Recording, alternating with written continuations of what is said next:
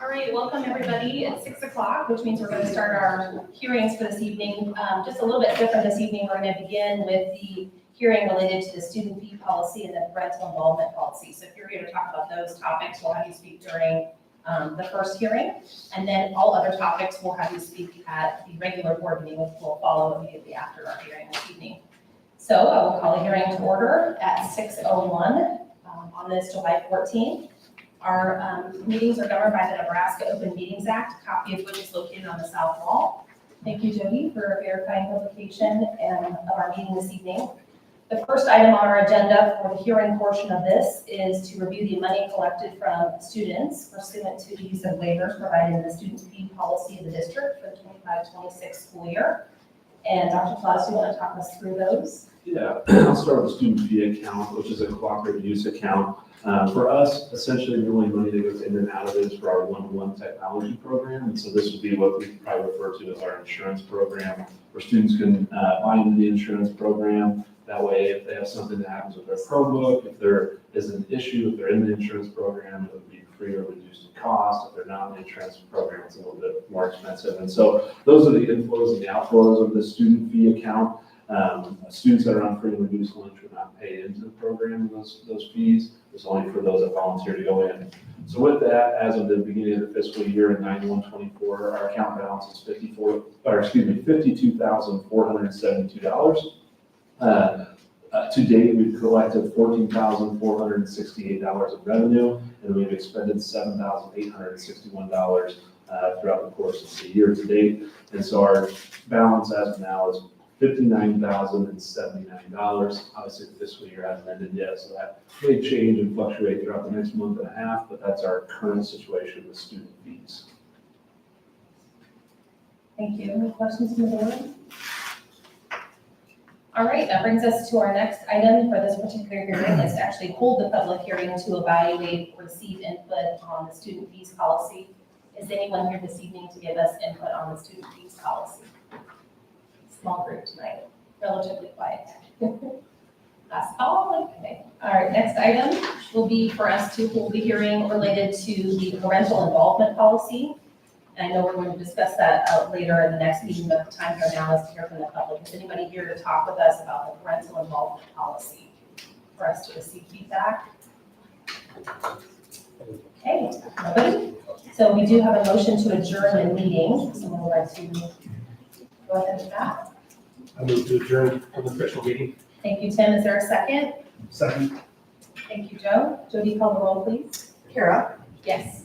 Joe, Yes. Steve, Yes. Allison, Yes. Jeremy, Yes. Tim. Yes. Thank you. Motion passes to adjourn. We'll move directly into our regular board meeting for this evening. We will begin by calling the meeting to order of the Bennington Board of Education. Our regular board meeting is July 14th at 6:04. We'll begin this evening with the Pledge of Allegiance.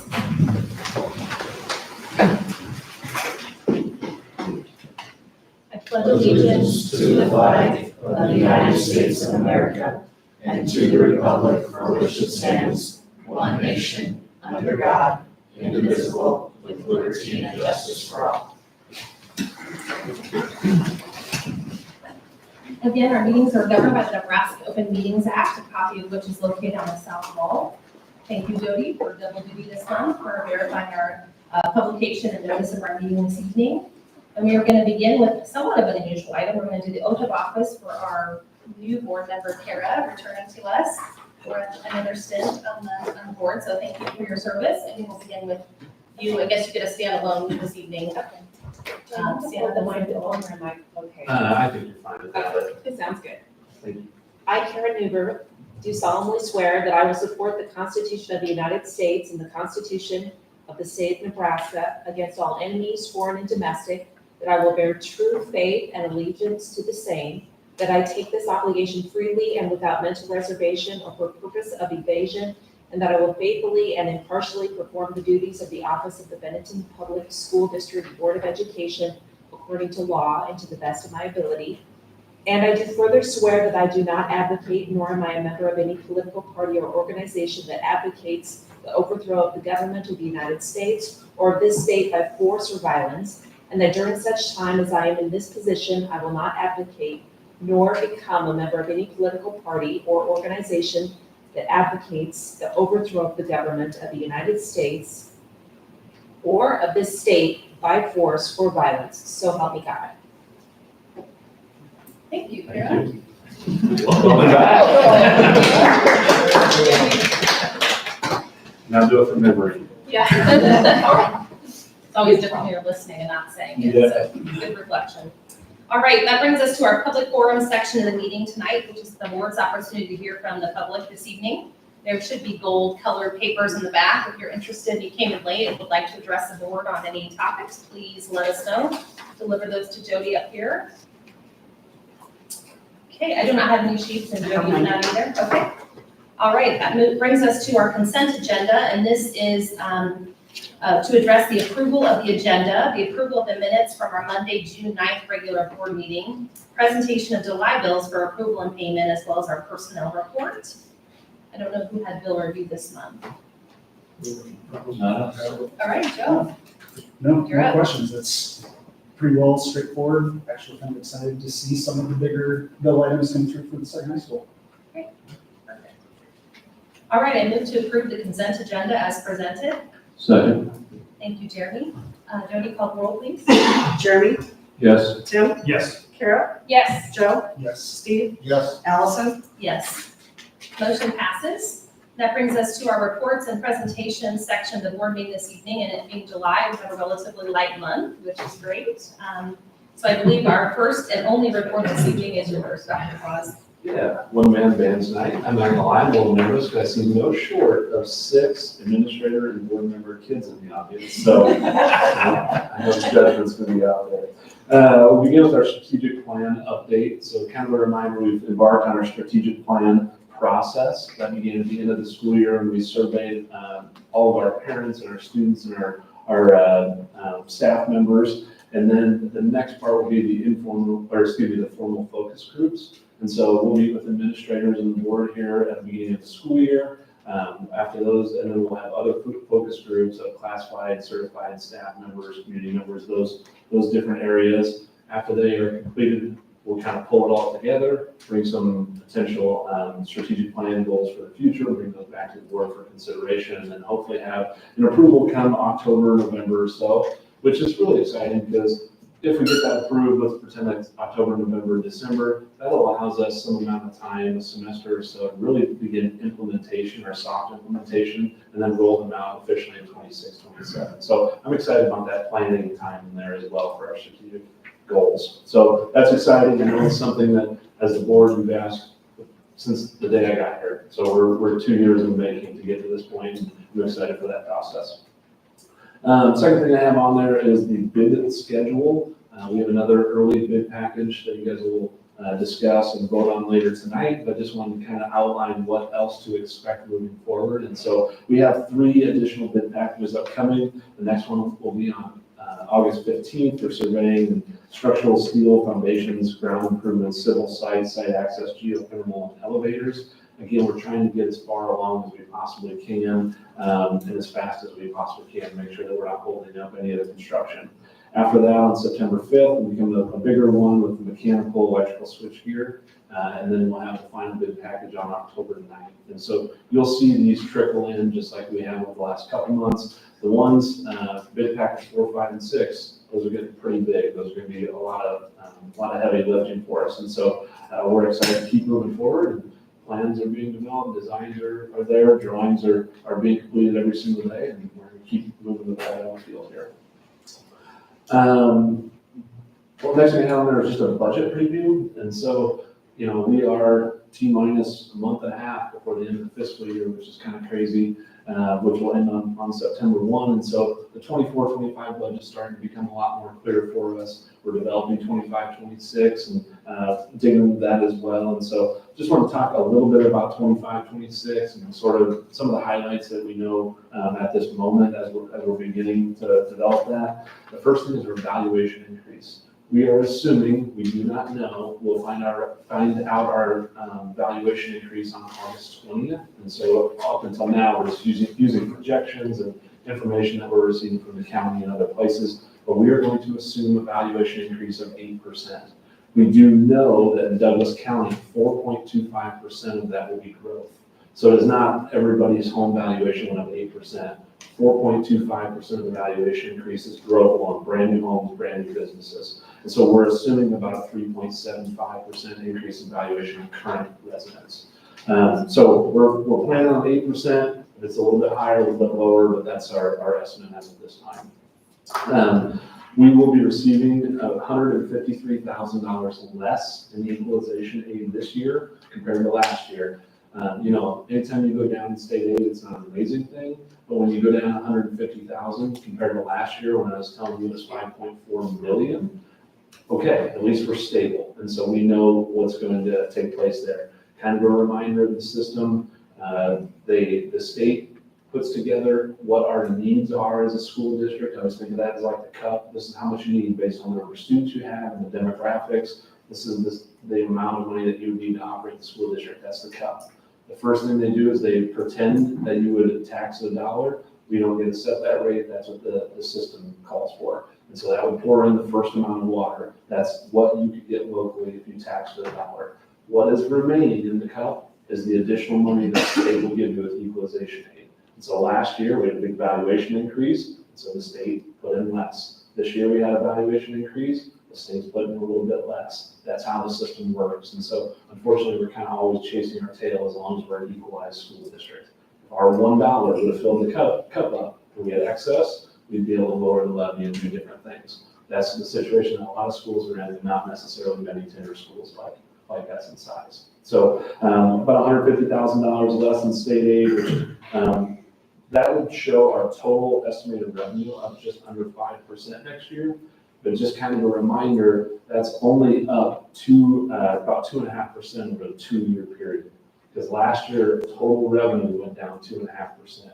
So while we do plan to go up 5% this year, that's making it 2.5%. We didn't just get back to where we were 2 years ago. And so really over a 2-year period, we're at about 1.25% a year in revenue increase. So that's what we're kind of planning on as of this moment. We're still working really hard just to make sure that we are able to manage these swings that come from the state, make sure that we're budgeting over a 3-year period instead of over a 1-year period. That way we have a little bit longer forecast, able to make better decisions. We're a large organization. We're continuing to fight the same things businesses are fighting with, inflation, worker shortage, just constantly evolving laws and mandates that come through as well. And so we're doing our best, but that's just kind of a little bit of a preview of what we're looking for in 25, 26. Next thing I had on there was an enrollment update. And so this will be next time that we meet. It will be, I believe, 2 days before kids are coming back to school, which is kind of nuts, but that is true. We roll over our system on July 1. And so this is as of July 4th or July 1st, what our enrollment would be in the district. This isn't completely accurate because there's some students that we know are going to a different school, but they haven't requested records, so they're still in our school system. There's people that live in our district that have a kindergartner that haven't enrolled their kid yet for school. And so this is not completely accurate, but it's what we know as of today. Next month, we'll have a really detailed really detailed where it is more accurate to the first day of school. But as of today, we are anticipating 4,411 K through 12th graders and then 75 preschool students. So we're just under 4,500 students for the upcoming school year. That's an increase on here of 140 students. I looked last year and we were 138 on this exact same day when this, had this exact same discussion. We ended up about 100 to 105 more than we did the previous year. And so we do anticipate 10 to 30 students are probably going to be exiting out of the system while others are coming in. So we do anticipate a little bit of a drop, but as of right now, we're at 140 students. Continue to be a little bit slower growth than we've been in the past. I don't think that's a surprise to anybody. Higher interest rates, all the things that are taking place within our economy. We're still seeing that 2.5% to 3.5% growth as a district every year, where, Bennington 3-4 years ago was in 5, 6, 7, 8% growth every single year. So it's been good that we've been budgeting on a conservative estimate, knowing that, until houses start popping up at 300 a year like we've seen in the past, this is probably where we're going to be. That's our enrollment. Kind of a reminder just on the timeline of our budgeting process. This is a really intense time of year, so this is my warning to you of what takes place between August 20th and the end of September, because a lot of that involves board action and different meetings, which everybody's excited about. So as I said before, August 20th, we'll receive our evaluations. That's once we actually know, is it 8%, is it 8.2%, is it 7.8%? What is our valuation increase? So that's the day we really know what our budget can look like for the upcoming year. By September 5th, we have to figure out if we're going to be over 2% revenue increase for the year or not. If so, we have to go to a joint public hearing. If not, we do not have to go to a joint public hearing. So we'll know that, or have to say that by September 5th. On the 8th, which would be the September regular board meeting, ahead of time, we'll do our budget hearing. During that time, we'll talk about the budget for the upcoming year. If we don't have to go to the joint public hearing, we can do a tax request hearing, and you can approve the budget that night. If we go to the joint public hearing, which we had to the last few years, and most likely I'd imagine this year as well, that will take place on September 17th at the Douglas County offices. I don't remember the name of the building, sorry. That'll take place on September 17th. Everybody will get a postcard in the mail saying when that is and time and what our revenues look like for that year. That is completed on the 17th. We'd have to come back as a board and then approve the budget somewhere between September 19th and September 29th. And then it has to be done and turned into the county by the 30th. So the timelines are super tight from the time we get valuation to all the different hearings, the joint public hearing, and then the actual approval. So just a heads up, I'll keep communicating when those all show up, but it'll just be an intense 45 days. Questions there?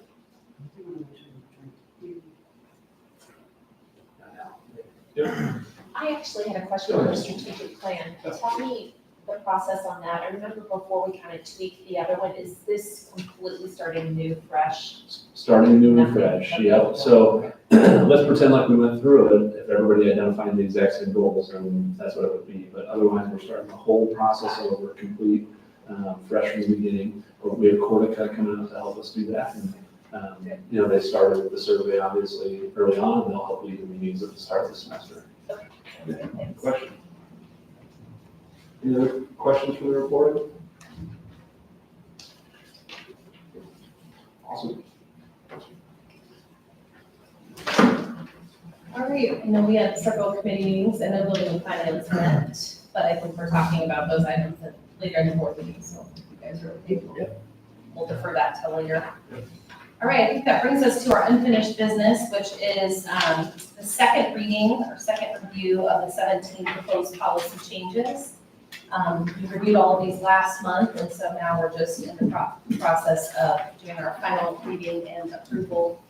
So are there any questions? Does anybody have anything they would like Dr. Claus to elaborate on? If not, I know we've talked about these. Carrie, you may be behind, but hopefully you've got it. Yes, I read it. Perfect. Any further questions on the policies for this evening? All right, is there a motion? I move to approve I move to approve the revising of all policies as presented. Thank you, Tim. Is there a second? Second. Thank you, Joe. Jody, call the roll, please. Kara, Yes. Joe, Yes. Steve, Yes. Allison, Yes, Jeremy, Yes. Tim. Yes. motion passes. That brings us to our new business, which we previously talked about. Sorry, can I interrupt you for 1 second? Yeah, go ahead. I can't remember if I said this at the last meeting or not, we anticipated a second batch of policies to show up, those come through NASB, their lead policy developer unfortunately passed away last week. And so I'm not certain if that is going to delay those, or those going to show up in the meantime, but I didn't want to just leave it out there, so. Sorry, Allison.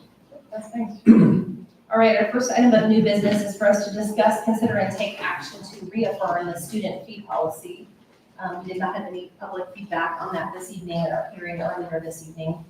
Are there any questions, commentary, feedback? All right, I move to reaffirm the student fee policy 504.19.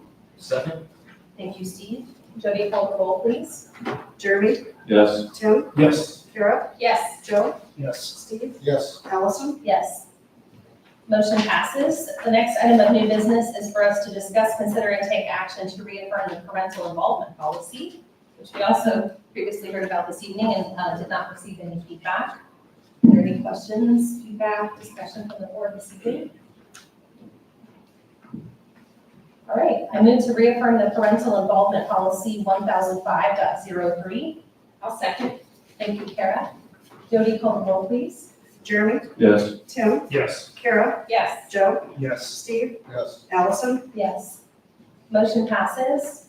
The next item of new business is for us to discuss, consider, and take action on bid contracts for the second high school project. And I believe the tennis courts are up for this evening. Yeah.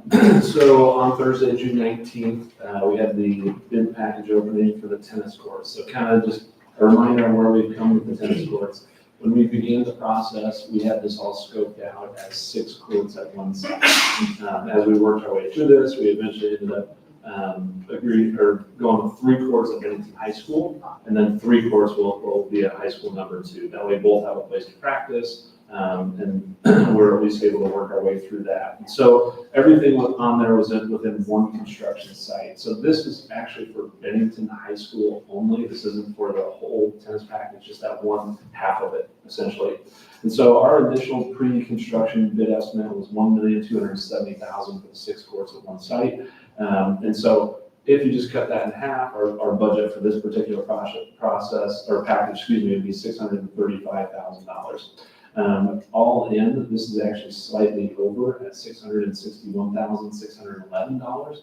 Our hope is we're able to make up some of that on the second site because the grading will be a little bit easier because we're already doing it. So it should that one will hopefully come under budget, but slightly over budget on this one. There are actually 5 subcontractors within there, including the tennis court system by Renner Sports Surfaces with some subcontracting in there.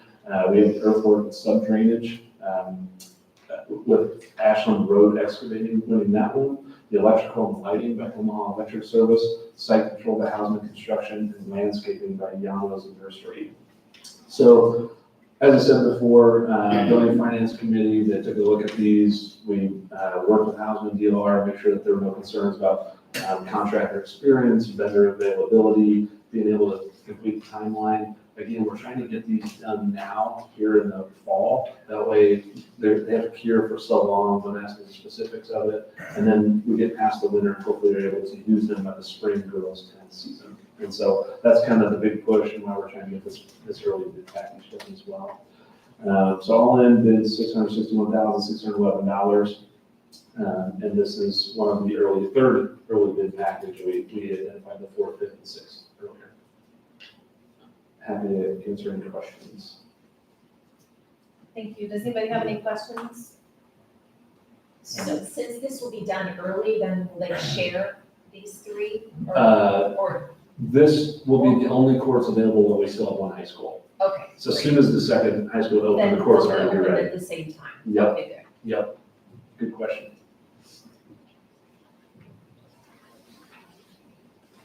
And the Building Finance Committee went through these and gave a tentative approval to try to continue to keep the ball moving because we're losing days every single day here. So. It sounds like there are a limited number of contractors that are able to do this special work. Yeah, we have a pretty good amount bid on it, but as far as tennis court surfaces, Renner does most all of them in the Omaha metro area. And so they they have most all except for I think the concrete they had subbed out, so the sidewalks, concrete sidewalk. Any other questions or feedback from the board? All right, there's a proposed motion. I move to award the bid contract for tennis courts to Renner Sports Services for $350,140. Earthwork grading and Ashland Road excavating for $139,199. Electrical lighting to all electric service for $122,959. Site access control to housing construction for $43,000. And landscaping grounds nursery for $6,313. The second high school project. Thank you, Tim. Is there a second? Second. I know, Jeremy's allowed. I'm giving it to you tonight, Jeremy. All right, any other further questions or commentary, feedback? Okay, Jody, call the roll, please. Carol, Yes. Joe, Yes. Steve, Yes. Allison, Yes. Jeremy, Yes. Tim. Yes. Motion passes. All right, our next item of new business is for us to discuss, consider, and take action to approve time requirements for mandatory staff training. Because there was only a recent legislative item. In 2024, LB 1329 was passed, and the whole goal was to try to ease some of the requirements that our staff take on each year for different trainings. And so there were several trainings that kind of had a minute requirement to them, so you had to do this for 60 minutes, you had to do this for 90 minutes. And some of those were federal law, some were state law, and so we were able to find some state laws that were able to change. And so it passed, allowing a set of laws that would be upon board recommendation or board approval. And so each of these essentially is what we feel like we need to operate within each of those spaces. So the first one is dating violence prevention. You take each year, and we do that through the vector of training. It's 34 minutes each year. Suicide prevention, super interesting. The law now says that it's at board discretion, but it also has to be an NDE approved suicide prevention, and they're all 60 minutes. So there it is. We have a threat assessment as well for our threat assessment and crisis teams of 20 minutes, and then our behavior point of contact. So that would be if anybody's struggling with behavior or needs different additional resources, we have points of contact within our buildings. Those are typically our school counselors, make sure that they're trained and they have all the resources and training available to them. And so those are up for your approval with the approximate length of the trainings. Just kind of a reminder, we do have multiple other trainings that are going to go on the docket, but they don't become active until 26, 27, which is our behavior intervention, classroom management. And so essentially, you guys just approved the behavior model policy earlier tonight. This will be the training for that. We have to provide training each year on it. And so we'll talk about that next year. And then behavioral awareness training. We actually did this proactively last year. It's good for 3 years. And so we did it 24, 25. We don't have to do it again until 27, 28. It was 75 minutes.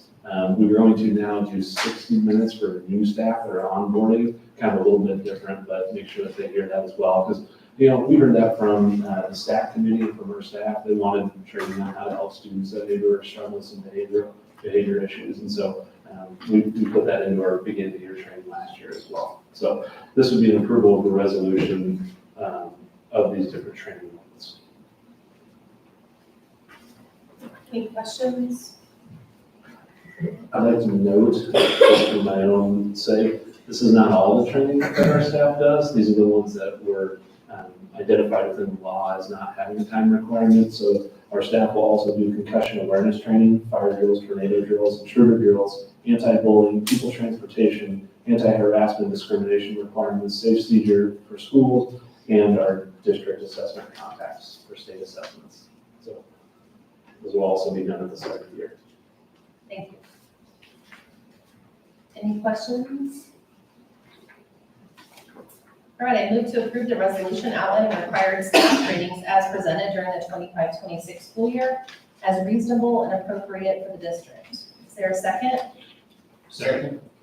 Question. Third. 2.5. I don't even know who said it. Steve, you were loud. Okay, so Steve, you're second. All right, Jody, call the roll, please. Jeremy, Yes. Tim, Yes. Carol, Yes. Joe, Yes. Steve, Yes. Allison, Yes. Motion passes. All right, the next item before business this evening is for us to discuss, consider, and take action on our curriculum and personnel proposals. It looks like we have a proposal for a coaching position. Yeah, this is kind of a late add. We had 40 proposals this year, 13 have already been approved. This would be the 14th up for your consideration. Just knowing our budget situation for the upcoming year, we try to prioritize those over most close to the classroom or maybe those that were smaller dollar amounts. And so this particular one is for a head girls wrestling coach. Currently, our head boys coach also acts as a head girls coach. And then, they help our girls wrestling program by committee. They work together. This would allow one of the boys' assistants to shift into the girls' head coaching role. And so then we would have an acting head coach. As far as the girls are concerned, it would probably operate fairly consistently with what it has before. But now we have a head girls coach identified out of the wrestling coaches as well. So that would be shifting an assistant to a head. So it's not a full cost either. Only anticipated cost would be about $1,500 for this transition. I'm really excited about this. I love seeing our girls wrestling program continue to improve and grow. And, obviously with that comes staffing changes as well, but it's been really exciting to watch. Well, I think we've been approached on that, was it a year ago or two? Yeah. I think we're asking for more coaches, so that's great. Any questions or feedback, comments? All right, there is a proposed motion. I move to accept the recommendation by the curriculum committee for the 25-26 curriculum and personnel proposal number 13 as outlined in the June 9th, 2025 curriculum committee report pending 2025-26 budget approval. Thank you. Is there a second? Second. Thank you, Joe. Jody, call the roll, please. Kara, Yes. Joe, Yes. Steve, Yes. Allison, Yes. Jeremy, Yes. Tim. Yes. Motion passes. All right, the next item before the board is for us to discuss, consider, and take action on short and long-term substitute rates. Like Dr. Woodland is going to walk us through this. Yeah, similar to every year in July, we look at sub rates around the metropolitan area, gather data from all other school districts within the MOAC organization. You can see where Bennington's at right now. Our current rates are at $170 for short-term substitute teachers, and they're at $185 for long-term. $185 kicks in after 10 consecutive days of subbing in the district at a specific building. If we were to stay at 170 and 185, you look where we would land in the metropolitan area. Went to the Building and Finance Committee and recommended that we add $5 to each of those pay to take us up to 175 and 190. And we're bringing that recommendation to you this evening. And then Stacey, if you can scroll up just a little bit. The other thing we're doing is you've asked me to look into other things we can do in our district to help retain substitute teachers or attract substitute teachers. We kicked around a few ideas in the Building Finance Committee. The one that we've kind of settled on, we felt was something we could do financially, yet still help our staff out, particularly in the times that we have the most difficult times finding subs, which is at the end of first semester and at the end of second semester.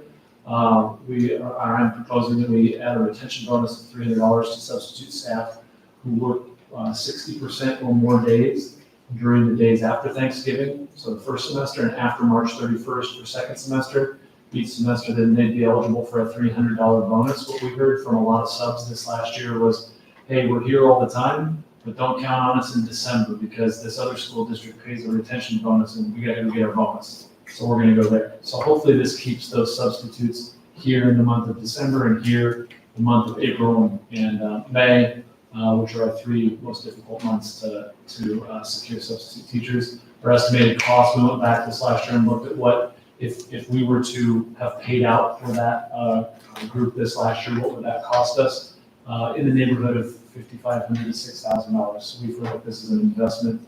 The district feels like this is an investment that can help keep some substitute teachers around and help our staff out, help our building principals out, help our students out during these 3 months. Is the retention bonus in line with other districts? It is the district side as it is. I don't think it's taking place in a ton of different districts, but I know one in particular that, the thing about subs is interesting is you have subs that you generally rely on almost every day. And so they're kind of whatever, each building's got 2 or 3 of them, but they're around all the time. And when those 2 or 3 go away, it is really hard to replace them, plus add back in where you're typically filling with everybody else. And so when a few of those are leaving at the end of the semester because one district's offering a retention bonus or whatever, it becomes a real strain on the system. And so this would be competitive with those that have offered something similar, but it's not much beyond what they're doing there. Any other questions I can answer? It's a great idea. All right, Thank you. thank you. I move to approve the short-term substitute pay at $175, long-term substitute pay at $190, and the substitute retention bonus proposal as presented for the 25-26 school year. I'll second. Thank you, Kara. Jody, call the roll, please. Jeremy, Yes. Tim, Yes. Kara, Yes. Joe, Yes. Steve, Yes. Allison. Yes. Motion passes. All right, that brings us to one of our last week items for the agenda this evening, and is for us to discuss, consider, and take action on the superintendent contract. So we have discussed at length the superintendent's contract and the increases in the salary and additional benefits. That was thanks to Jody for getting that posted and as required in the Superintendent Pay and Transparency Act. And there were no changes based on our last discussions in executive session. All right, I move that we approve the superintendent contract with Dr. Aaron Claus for the 25-26 through 27-28 school year as presented. Second. Thank you, Tim. Yes, I thought maybe we said just something like the New Year's Eve and Christmas Eve holidays. Absolutely. We're actually extending that to all 12-month admin staff in the, did I say that correctly? Okay, so yeah, we're just not letting Aaron have the time off. Take everyone else over, so, fair enough. Very true. Very true, Jeremy. Any other commentary or feedback? All right. Jeremy, Yes. Tim, Yes. Kara, Yes. Joe, Yes. Steve, Yes. Allison. Yes. Motion passes. All right, that brings us to just some administrative items. Date and time of our next regular board meeting is August 11th, right before school starts at 6 o'clock here in the district office. We do have a budget retreat this Wednesday at 5 o'clock here in the district office.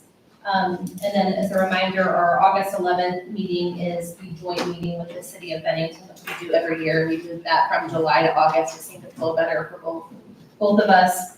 And then a couple other items in August would be our bill clearing meeting, which is kind of our final bills for the fiscal year, which would be relatively quick, but we need board action to do that. It's at 5 o'clock on the 25th, followed by a strategic planning retreat right thereafter. So lots of activity. And then our budget hearing on September 8th at 6 o'clock here in the district office. And finally, September 17th, our joint public hearing down at the Omaha Douglas County Civic Center, the legislative chamber. I wasn't ready to remember that earlier. Very long name. All right, plenty of professional development opportunities for the board through the NASB in September. So if you're interested in attending any of those meetings, please let Jody know. Otherwise, I believe our next item is for adjournment. Is there a motion to adjourn? Move to adjourn the meeting. Thank you, Tim. Is there a second? Second. Thank you, Jeremy. And Jody, please call the roll. Kara, Yes. Joe, Yes. Steve, Yes. Allison, Yes. Jeremy, Yes. Tim. Yes. Motion passes and the meeting is adjourned. Thank you, everyone.